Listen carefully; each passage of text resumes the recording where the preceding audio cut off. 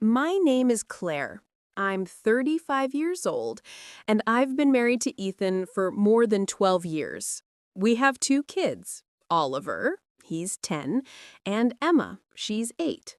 From the outside, our life looked perfect. The kind of life people see on social media and say, God, they're so lucky. But the truth? Behind the pretty pictures and fake smiles, something was wrong. I could feel it, deep down, even when I couldn't explain it. Ethan had this childhood friend, Liam. They grew up on the same street, went to the same school, almost the same college. And when they both got married, we became one big happy family. Rachel, Liam's wife, she's beautiful, smart, and they had 4 kids. We used to travel together, throw summer barbecues, watch our kids play like they were brothers and sisters. I loved that life. It felt safe, full, warm. But there was one thing that always made me uneasy. When my son Oliver got a little older, I started noticing something strange. He looked so much like Rachel's oldest daughter, Sophie. Not just a random resemblance, it was deeper than that. The same blue eyes with that tiny sparkle, the same dimple when they smiled, even the same awkward laugh when they felt shy. At first, I told myself it was just a coincidence, but every time I saw them side by side, my heart ached. One day, a neighbor laughed and said, "Claire, your boy looks just like Liam's daughter. They could be twins." I smiled politely, but when I got home, I just stared at pictures of Ethan and Sophie, and for the first time, I felt dizzy. Then other things started to click. Rachel texted Ethan all the time. "You forgot your jacket here. Come see the new kitchen. I need your opinion on something." And he always replied right away, smiling at his phone like a teenager. When I asked, he said, "Claire, we're just friends. Don't overreact." But my gut said otherwise. One night, he came home late, said he'd been helping Liam with work. A couple days later, I ran into Liam and casually mentioned it. He looked confused and said, "What work? Ethan and I haven't done a project in months." That was it. The moment my doubt turned into something real. I didn't say a word. I just waited and watched. Months went by, and then one day I noticed something I couldn't unsee.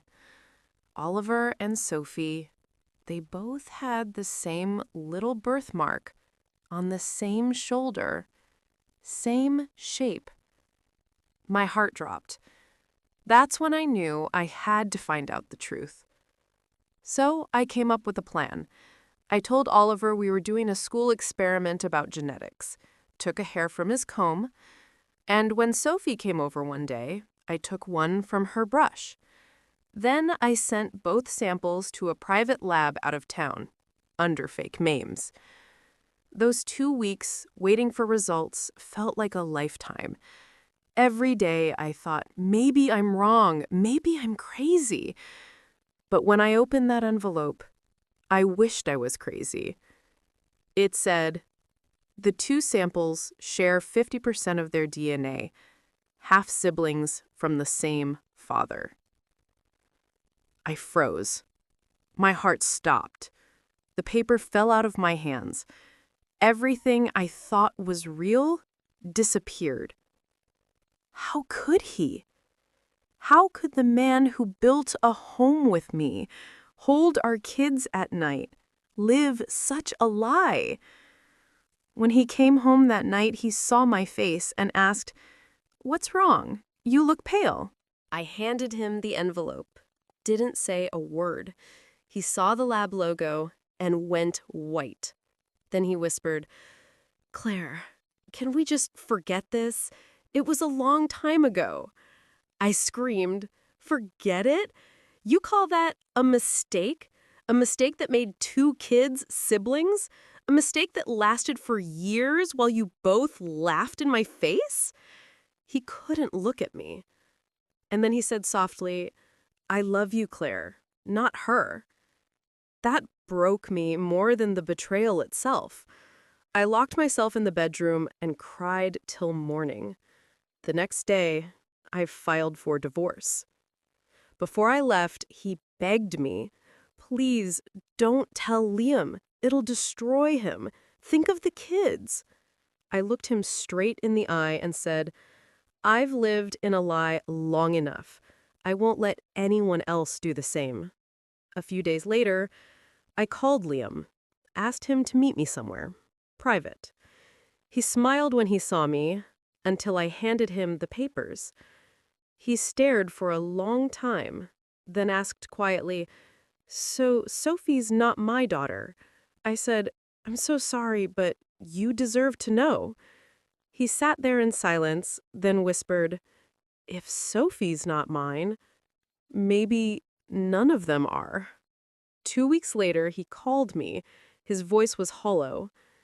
"I tested all 4 kids, Claire. None of them are mine. Every single one is Ethan's." I couldn't breathe. 10 years.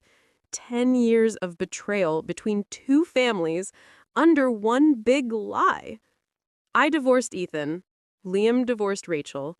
They both vanished. No calls, no apologies, nothing. Liam and I stayed in touch, not as lovers, but as people who survived the same wreck. Because in the end, our kids are siblings. None of this is their fault. We still make sure they see each other, safely, quietly. We became each other's support system, not out of love, but out of pain. And now, months later, I finally feel at peace. Not because the pain is gone, but because I'm finally free. People still ask me, "Why didn't you just stay quiet for the kids?" And I always tell them, staying quiet doesn't protect anyone, it just delays the explosion. I'm not the one who did wrong. Neither is Liam. The ones who lied, they lost everything. But we gained something priceless.